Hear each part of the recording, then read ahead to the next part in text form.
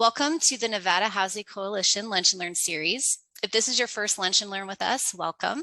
If you don't already know what we do, the Nevada Housing Coalition is a member-based nonprofit working to ensure housing options for all Nevadans. If you aren't already a member with the coalition, we invite you to learn more about how your membership can impact the housing crisis in Nevada. It takes all of us to do this work, and we have membership levels from $35 to $5,000. And as a member, you'll receive a discount to our 2022 Nevada Housing Conference. This year, we are hosting the conference in Reno, and we will once again be offering both in-person and virtual options to attend. So please save the date for October 19th and 20th. And you can click on the link in the chat to learn more about becoming a member, as well as see our conference announcement. So now it's time for our Lunch and Learn. And the Lunch and Learns are part of our monthly educational series, and we hold them on the fourth Wednesday of every month. And we're very excited to bring you an informative session today. Here at the Coalition, we value data and statistics, and we want to remind you that we're here for you as a resource to help you with the work that you're doing.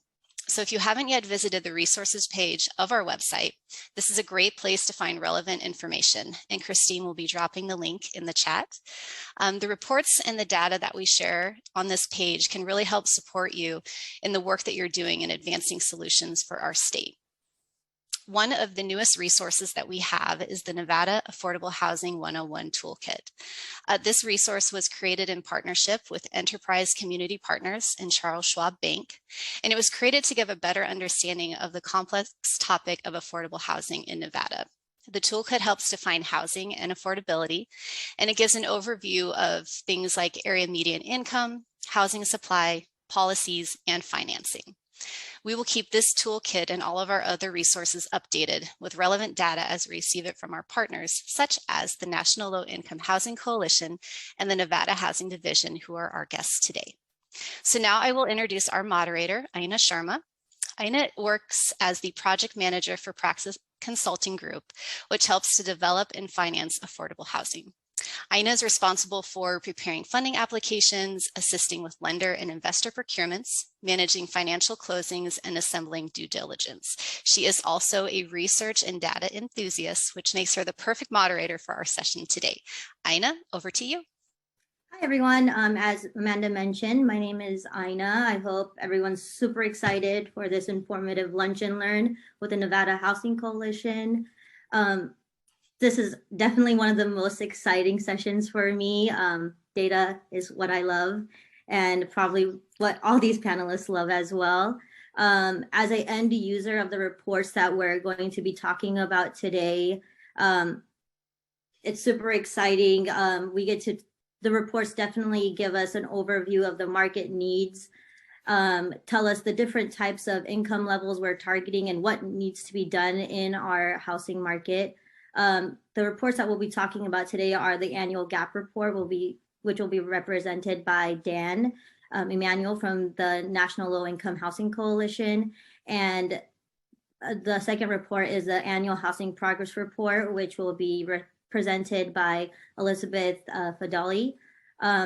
First of all, we'll have Dan Emmanuel, who is the Senior Research Analyst from the National Low Income Housing Coalition, presenting the annual Gap Report. Dan's most recent projects have focused on quantifying emerging LIHTC preservation challenges and the exposure of federal assisted housing to natural hazard. He is currently working on the Gap 2022 report, and he's here to give us an overview of the Gap Report and some more exciting data that he's found. Over to you, Dan. Hi, everybody. First, I'd like to thank you all for inviting me to speak. I think Nevada is such an interesting place when it comes to housing policy, and I'm really looking forward to the conversation. And I'm especially interested in learning more from Betsy about your housing inventory. As Aaina mentioned, today I'm going to talk a bit about how we measure rental housing affordability, and more specifically, I'm going to focus on the housing affordability challenges for the lowest income renters. But first, I'm going to go over some basic concepts and definitions, so we're basically just all on the same page. There's a lot of jargon and terminology, obviously, in housing policy. So what exactly do we mean by affordability? Well, the federal government defines affordability using a static housing cost to income ratio, where housing is affordable if a tenant is paying 30% or less of their income on gross rent, which includes utilities.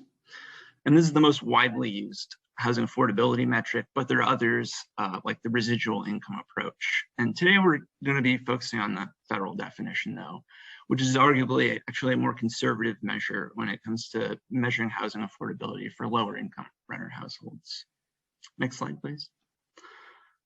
So what happens when a household's rent is unaffordable? Well, we say a household is housing cost burden if they're paying more than 30% of their income on gross rent, and severely cost burden if they're paying more than half of their income. And being cost burden means a household can have difficulty affording other basic necessities like food, or transportation, or healthcare. And they might also find it difficult to save for emergencies. In this way, housing costs really can have wide-ranging impacts on other aspects of people's well-being. And of course, another term we commonly use is area median income, or AMI. And that's what we use to identify income thresholds for defining different income groups. And unlike the standard poverty guideline, those thresholds actually reflect regional differences around the country in earnings. Next slide, please. And there are really three HUD income groups that we most commonly talk about and are largely targeted by HUD's programs. There's extremely low income, or you'll hear me call it ELI, which is defined as a household with income below the federal poverty guideline, or 30% of AMI, whichever is greater in a particular area. There's also very low income, or VLI, which is defined as a household with income from 30% to 50% of AMI. And then there's low income, or LI, which is defined as a household with income from 50 to 80% of the area median. Next slide. So now we've done a quick refresher on our terminology. Let's get to the numbers. So one of our main annual reports that I work on at NLIHC is called the Gap. And every year in this report, we use something called the American Community Survey, or the ACS, to estimate the affordability and availability of rental homes for different income groups, as well as the prevalence of housing cost burdens among those groups. And the focus of the report always ends up being extremely low income renters because they really face the most significant housing affordability challenges, which is what I'm going to talk about. So next slide. So who are extremely low income renters? Well, on average, a 4-person extremely low income renter household earns around $25,000 a year in the United States.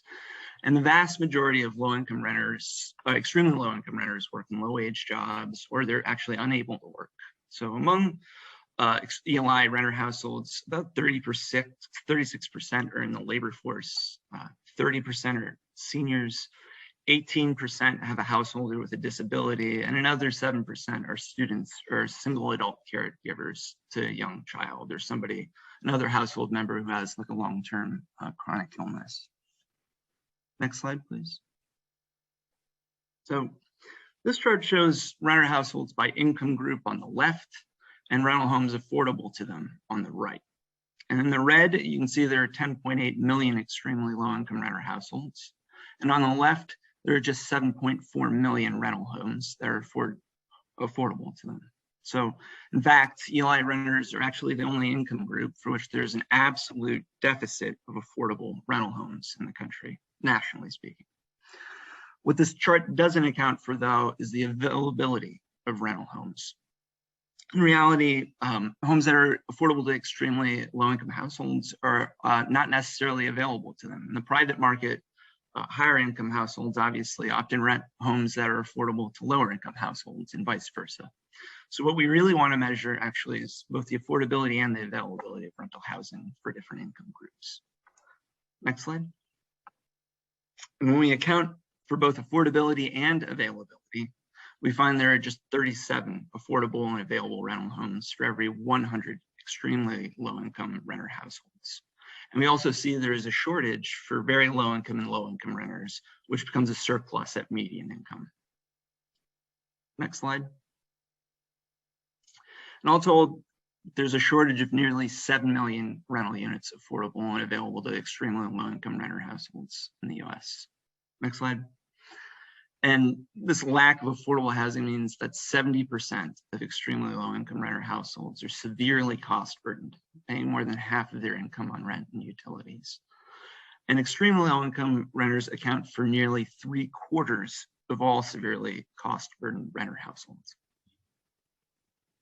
So this chart shows the distribution of cost-burdened and severely cost-burdened renter households by income group. And as you can see clearly on the left side of the graph, there are far, far more extremely low income and very low income renters with cost burdens and severe cost burdens compared to the higher income groups. And actually, when you combine extremely low income, very low income, and low income households, they account for nearly 99% of all severely cost burdened renter households. And the other 1% of severely cost burdened renters are largely concentrated in high cost or large metropolitan areas. And it's not in this chart, but another really important thing to note is that renters of color are also disproportionately cost burdened. So 42% of all white renters are cost burdened compared to 52% of Latino renter households and 54% of Black renter households. And unlike severe cost burdens for higher income households, severe cost burdens for the lowest income renters are also geographically pervasive. In other words, a high share of extremely low income renters are severely cost burdened in nearly every community in the US. And that's exactly what these county level maps show. The darker colored counties here have a higher share of extremely low income on the left or very low income renter households on the right who are severely cost burdened. And if I included maps for the higher income groups, you'd see that those maps progressively get lighter in color for the whole country. Really, the shortage of affordable housing and the resulting cost burdens they're systemic. There's a systemic problem for the lowest income households, and it impacts virtually every community in the United States. Unlike housing cost burdens for the higher income households, which I already mentioned, they tend to be concentrated in high cost, a handful of high cost metro areas. Next slide. And as I'm sure you all know, Nevada is no exception to this. Nevada, in fact, has the most severe statewide shortage of affordable housing for the lowest income renters. So in Nevada, there are just 20 affordable and available rental homes for every 100 extremely low income renter households in the state. And that's followed by California, where there's 24 for every 100, Oregon, where there's 25 for every 100, Arizona, where there's 26, and Florida, where there's 28. And of course, no state actually has an adequate supply for ELI households, but Wyoming and Mississippi come the closest with 61 affordable and available rental homes for every 100 ELI households. And then in terms of the more populous states, Massachusetts with 48 and Rhode Island with 52 probably do the best. Next slide, please. So we also look at the top 50 metropolitan areas in the Gap Report. And again, this probably comes as no surprise to you all, but the Las Vegas metro area ranks as the worst in the country. It only has 16 affordable and available rental units for every 100 extremely low income renter households. And not surprisingly, given what I already said about the states, Providence and Boston metro areas do the best with 50 and 49 respectively. So next slide, please. So at this point, it's probably reasonable to ask why the lowest income renters face such severe systemic challenges with the housing affordability, and there are really 3 reasons. Next slide. The first reason really is that without public subsidy, the private market is unable to produce new rental housing that's affordable to these households, because the rents that they can afford typically don't cover the development costs and operating expenses for new construction. And this means extremely low-income renters typically rely on private market housing that filters down in price as it gets older. But the problem with this is that in stronger markets, owners really have an incentive to redevelop those properties to charge higher rents, so that essentially those units get up-filtered, right? And in weaker markets, owners have a different incentive to abandon their rental properties or convert them to other uses, because the rental income can be too low to cover basic operating costs. So you end up in those places with a lot of vacant or dilapidated units. So really, the private market doesn't produce new affordable units for ELI households, so that subsidy and downward filtering really fails to produce a sufficient supply. And I've already kind of touched on the second reason, but the second reason is simply that there's such a shortage, right? Simply that extremely low income households don't earn enough income to afford the housing that the private market produces, or they simply can't work, right? Or they're living on a fixed income and rents obviously are increasing every year. And then finally, given what we know about the private market and income dynamics, I'd argue that really the most important reason that the lowest income renters struggle so much with housing costs is a lack of subsidy. Next chart, please, or next slide. And I think this chart really hammers that point home. So what you see here is a comparison of the share of the rental housing stock that's HUD assisted and the prevalence of severe housing cost burdens amongst ELI renter households in the top 50 metro areas. And the y-axis shows the share of the stock that's HUD assisted, which actually includes vouchers, and the x-axis shows the percent of ELI renter households that are severely cost burdened. And as you can see, Boston and Providence on the left have a high share of HUD assisted housing and relatively low shares of severely cost burdened ELI households. While on the other hand, Las Vegas on the right, which I've highlighted in the chart, has a high prevalence of severely cost burdened ELI renters and a low share of HUD assisted units. So visually, you can see there's really something of a relationship here, right, between the prevalence of subsidized housing and the prevalence of severe cost burdens for ELI households. So next slide. And in fact, when we look at this in a statistical model, we actually see there's still a relationship between these variables after controlling for other factors like rental vacancy rates, the share of rental housing, multifamily buildings, and the age of the housing stock. And really, obviously, I think this stands to reason, right? Because the whole point of housing subsidies is that they reduce cost burdens. Slide 22, or next slide, please. So housing assistance seems to be pretty important in addressing housing challenges for the lowest income renters, but we've faced some really long-term funding challenges. And what I've shown you here in this chart is that federal housing assistance spending what I've shown you here is essentially it's a chart of federal housing assistance spending as a share of GDP over time since the late 70s. And you can see that spending has remained relatively flat over the whole period of time here. And another thing you probably notice in this chart is the steep drop in the blue line for discretionary budget authority. And basically what that's showing is a change in the late 70s in how funds for HUD assistance were appropriated. It used to be that funds for the full term of a HUD assistance contracted were appropriated up front. And then in the late 70s, they switched to funding contracts on an annual basis because on paper, it kind of looked like HUD had the highest discretionary appropriation, second like only to the Department of Defense at the time.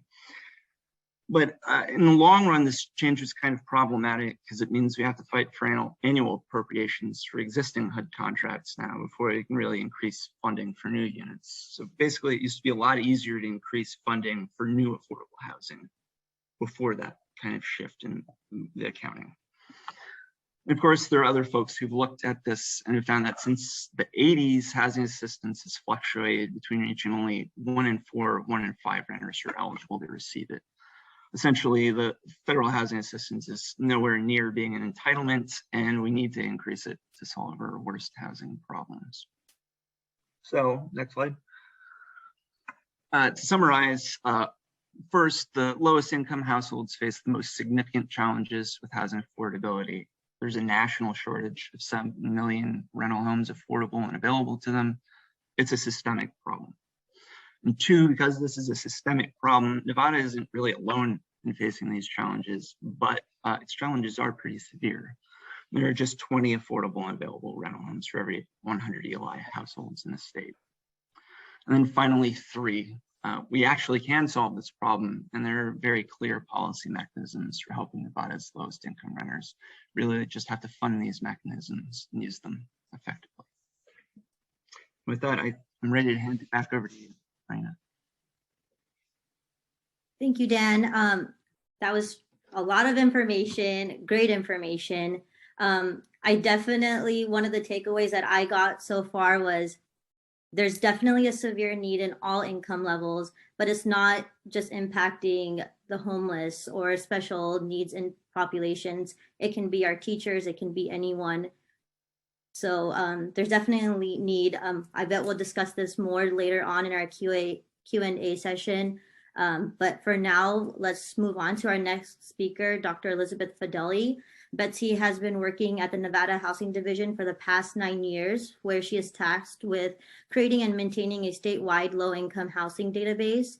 She has a PhD in resource economics and an MS in agricultural economics from the University of Nevada, Reno. And today, Betsy is presenting on the findings of the 2021 annual progress report. Over to you, Betsy. Well, thank you, Aaina. Thank you all very much for being here and for inviting me. I really appreciate this opportunity. And I'm going to use all of those same definitions that Dan went over. So I'm leaning on him for all of that. And where before I get to the annual housing progress report, I'm going to back off a little bit and look at this big picture here. This is looking at that same population, the American Community Survey 2019, I believe it is, the same population that's in the Gap report for Nevada. And we have, I've used the Gap report to call that red area gapped. Those are the households that didn't find an affordable or available unit. So they are paying over that 30% standard that Dan talked about.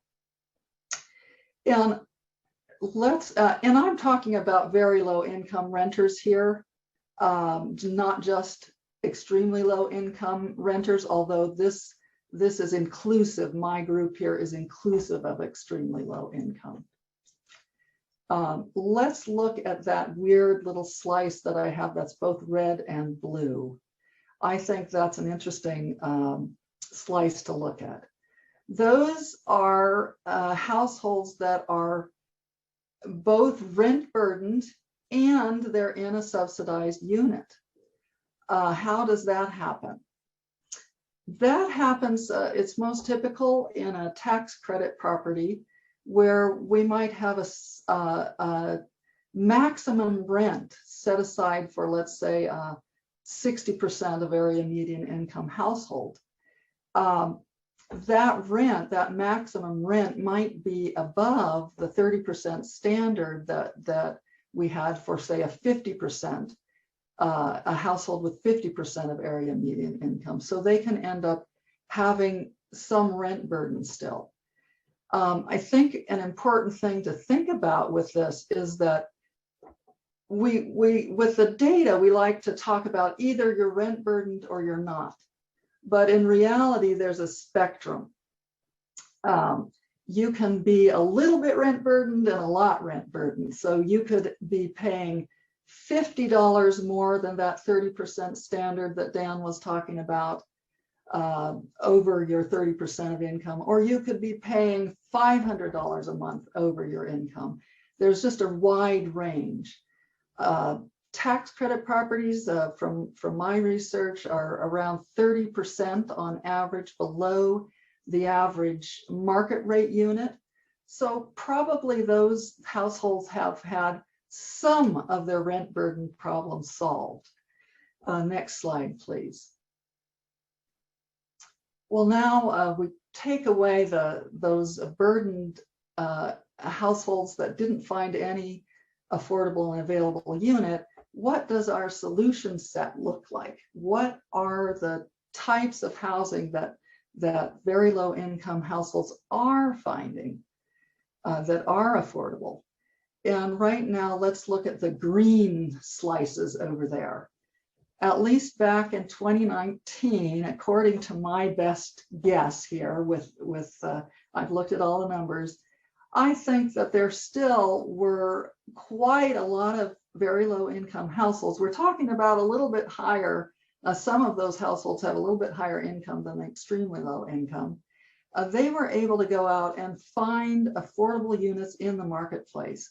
Those things like mobile home, manufactured housing, Class C apartments, 30 years older and smaller units, etc.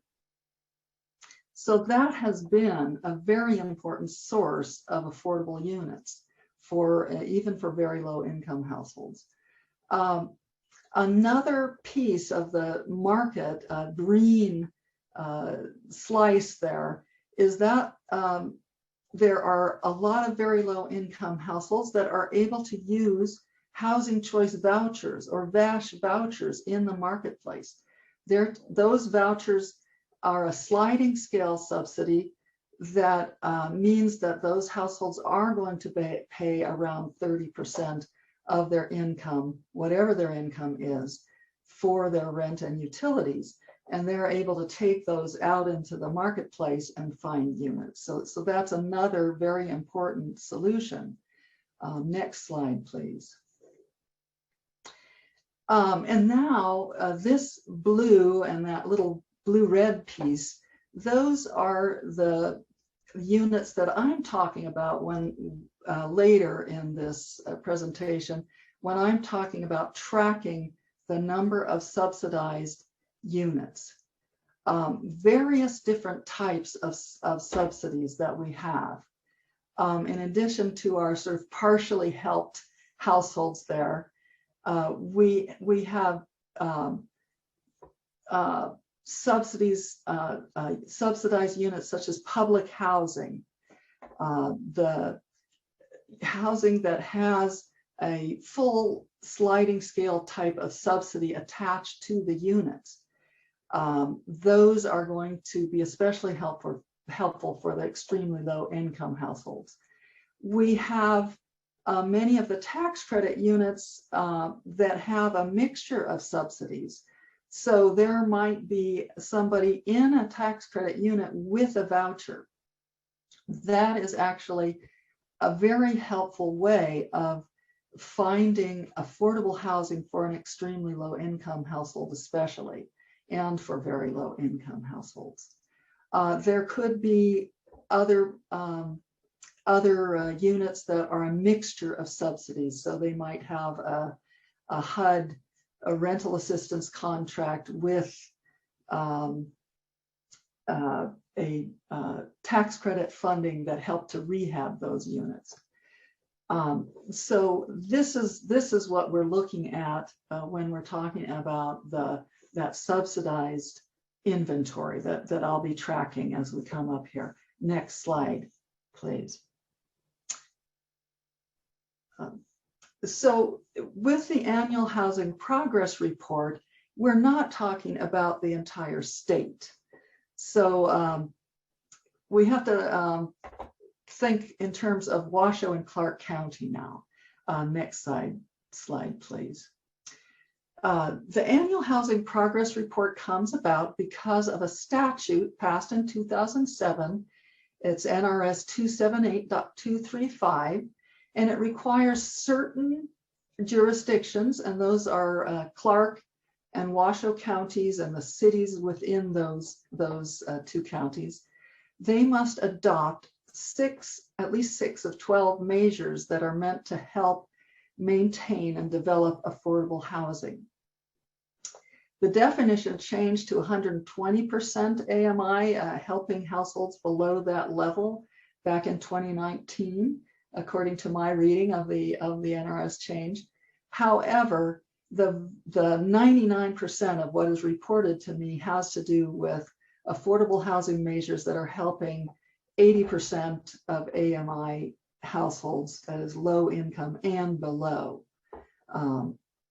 Next slide, please. There's a variety of measures. You can see all these measures if you go to the annual housing progress report. They're all laid out there. We don't have time to delve into all of them, but planning measures, fee reductions, ways of funding affordable properties, all of these are things that are reported in the annual housing progress report. Also, rental assistance and supportive housing services are supported, are reported as a part of this. Next slide. Those reports allow tracking of our inventory of affordable units. And hopefully you're able to see, I'm not able to see, but the very last 2021 AHPR is great news here. These are the new units that have come into the inventory over the years from 2014 to 2021. And in 2021, almost 1,500 new units, more than twice the number that we've had reported before since 2014. Next slide, please. Units preserved, we've also had a record year for preservation. Preservation doesn't add to our inventory, it maintains our inventory. For those of you who are lucky enough to own a home, you know that sometimes you have to do these awful things like replace the roof and replace the furnace and so on. Sometimes you get to do fun things like replace the kitchen. All of those, that type of rehab physically preserves these affordable units for future. But also important is that typically affordability restrictions are reset. So typically for 30 years or more. Very important work here with preservation. Next slide, please. Those of you who were here for last year's presentation know that it's not just that we have new units coming in to the inventory. We also have units that are exiting those affordability restrictions and going back into the marketplace without any restrictions. We've had some big exits over the years. Typically, this is because of the qualified contract process that we have tax credit properties exiting. During the last 2 years, 2020 and 21, we've had a very small number of units that are exiting restrictions, and that has helped our overall net inventory, which let's do the next slide now. This is our overall net inventory. Back in 2015, I agreed with all of the jurisdictions involved on a baseline. We actually have a list of these properties that make up the subsidized inventory that we agreed on. I was able to use the annual housing progress report information to rebuild this baseline for 2014. And you can see we've gone up and down, but we've actually not been able to surpass that 2014 baseline until this year, when we finally have made some progress. And we're 1,000 or so units up this year. Next slide, please. Christine and others have asked me to present a little bit more about the very low income unit inventory. And this is, I can only go back to 2018 because that's when I made this baseline for the very low income inventory. But these are the same numbers that we just saw in the previous slide, but broken out into units that are appropriate for very low income households and units that are appropriate for a little bit higher income levels. Most of those 14,559 units would be appropriate for 60% of area median income households, with a few that are 70 or 80%. And then the 15,888 includes assisted units, units such as public housing, units such as the RAD units, as well as those tax credit properties and other properties that have set-asides for 30% of area median income, 40%, 50%. There are quite a few of those as well. The good news here is there has been an increase. We have over 50% of the units that are appropriate for the very low income households. And those units over the past 4 years have been increasing faster than than the low income units. Next slide, please. Here is another piece of good news. We have in the pipeline, last year we had a record 4,000 plus units in the pipeline, including both units to be preserved and new construction. This year we're down a little bit, but we still have an awful lot of units in the pipeline. And so that bodes well for another good year, production year in 2022. And I would like to make a plug here for the Annual Housing Progress Report. If you're interested in what are these properties that are in the pipeline, the very last page of the Annual Housing Progress Report, I now have made a breakout, a complete breakout of those properties, so you can get all the detail. Next slide, please. Okay, now this is different than the numbers that we've been looking at throughout about the inventory. This is a different measure. This number here is including vouchers and all of our subsidized units. So it includes that little green stripe with people that are using vouchers. I don't know if you remember from the slide way back. And then it also includes things like short-term rental assistance that the jurisdictions are reporting. So you can see this massive increase over 2020 and 2021, and that represents that large increase in funding and a lot of work by the jurisdictions to get that COVID-related emergency rental assistance out to households. So I think really interesting to look at that. Next slide, please. So my conclusion here for you, great news. We've finally made some progress on that subsidized inventory, up by a record number of units. Very low income households, our units affordable for that group have been increasing over the past 4 years. And more good news, we were able to reach out to more households than ever before with that large amount of rental assistance we got, emergency rental assistance. The bad news, and I unfortunately have to end on this bad note, I feel obligated. Rents are up. Rents are up a lot. I've taken some conservative series here, Lead Institute in Las Vegas and Johnson, Perkin and Griffin's in Reno, but up 18% and 13% on average over this past year. Wages are up about 8% in Nevada. We don't know all the details. We don't know the exact distribution of both of those increases. So we'll have to wait for the numbers to come out, but we might suspect that this massive increase in rent has really swamped our efforts, unfortunately. So with that, I'll turn it back to Aaina. Thank you, everybody. Thank you, Betsy. That was a lot of information and great information. And I bet we have a lot of questions in our Q&A. Just to start off our Q&A, when I look at data, the first question I always ask is, so what? There's this information. What is this telling me? Definitely there's a problem, which you've addressed, but what are the solutions to the problem?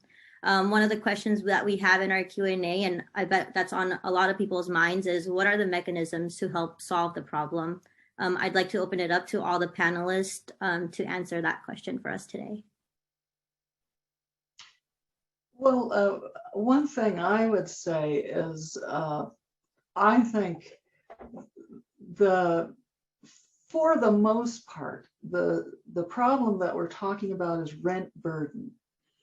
In other words, most of these households that we're talking about are actually adequately housed.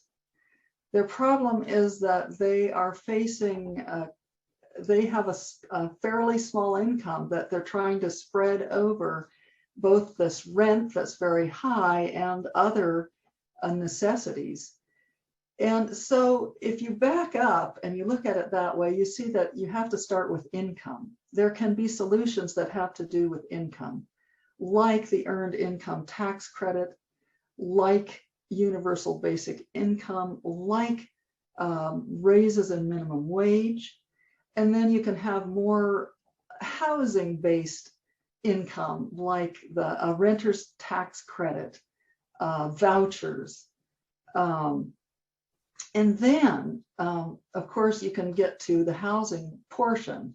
And I think at that point, there are other, many other solutions. One thing that I've read about recently that's interesting to me is either maybe a housing authority or a nonprofit taking some of those older units, some of those Class C apartments out of the marketplace, owning them and just maintaining them at a nice level, but not a luxurious level, and keeping them in the affordable category. And there are many other, I mean, when we looked at that slide with all the solutions set, as I said, that tells you all of the different types of solutions there are out there in terms of units. Dan, is there something you'd like to add to this? Sure, I'd second everything Betsy said. Obviously, you know, I presented the statistics in terms of a shortage, right? But if you can also, like Betsy has said, you can think about it also in terms of boosting income, so people can afford existing units, right? Because in most places probably there's an adequate supply of housing in general, right? And you can actually boost people's incomes to afford the existing stock. And I think, you know, that's why things like housing choice vouchers are really, really important. And like, you know, Build Back Better, for example, has kind of hit a roadblock, and it's unlikely to be passed as Build Back Better, but those housing provisions still exist, and they could be passed as part of a different reconciliation package. And one of the provisions in Build Back Better was $25 billion for vouchers, which would provide assistance to about 300,000 additional households. So I think, you know, expanding vouchers is extremely important.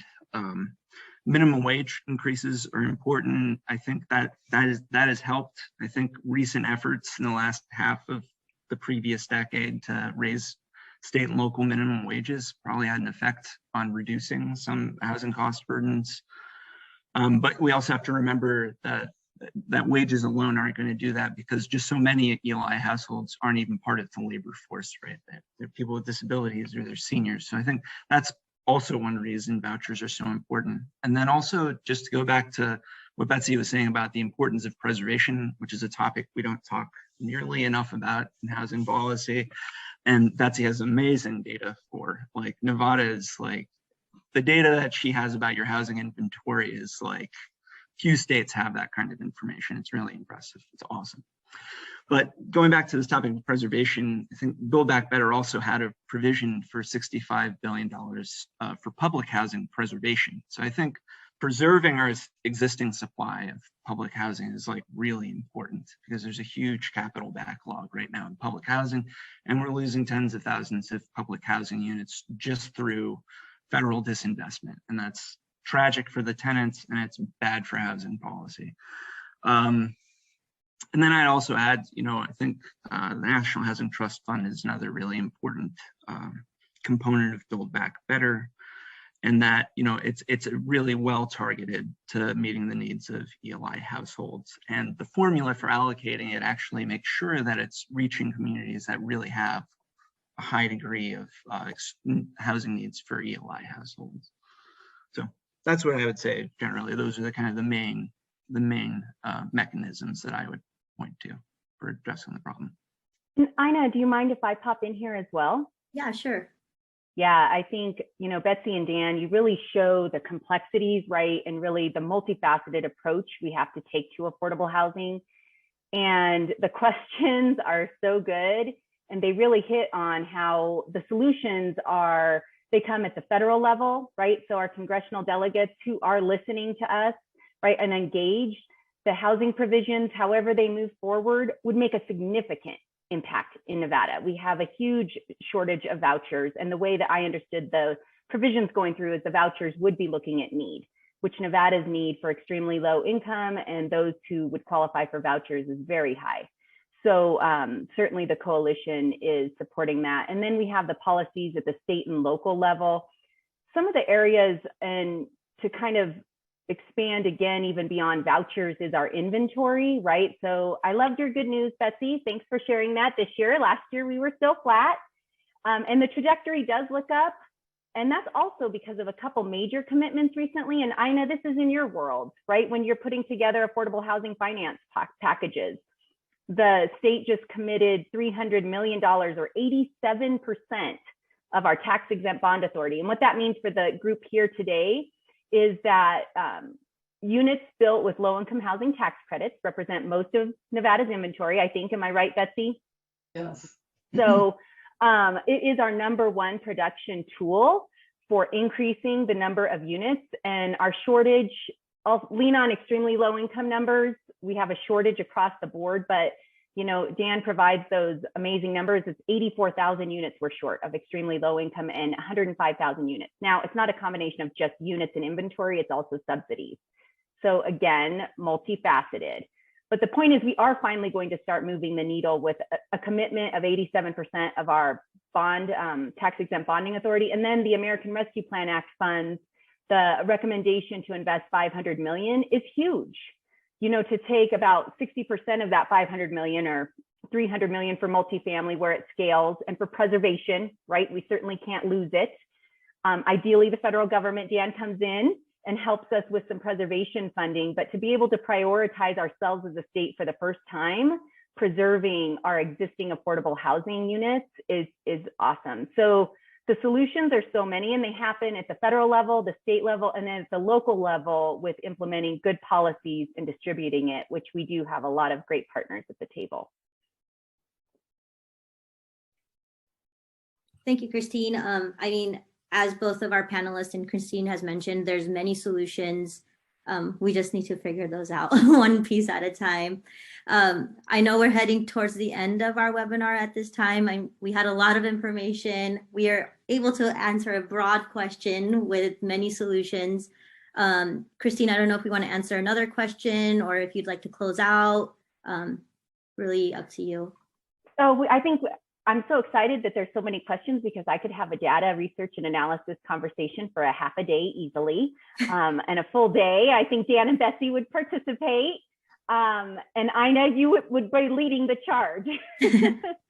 Out of respect of time, I think let's go ahead and close out the conversation. But the questions, we will try to follow up. I'm going to capture those from the Q&A and try to follow up with each of you that answered those. So for those of you that asked anonymously, if you want to send your question to me, christine.hess@nvhousingcoalition.org, I will try to follow up with you. And I want to give a shout out, because actually there's a couple, our local governments are amazing, from the city, county level, really engaging. And out in Tonopah, Donna, I'm sorry I missed the session. I was invited and had a personal conflict that I could not make it out, but it is important that we're hosting these roundtables to talk about which solutions work for us in our community, whether our community is Las Vegas, whether it's Reno, whether it's Tonopah, that we're having it. Sometimes it's the same solution. Sometimes we need help at the state level, but sometimes there's some actions we can take. The spiraling rent, I want to acknowledge those questions here,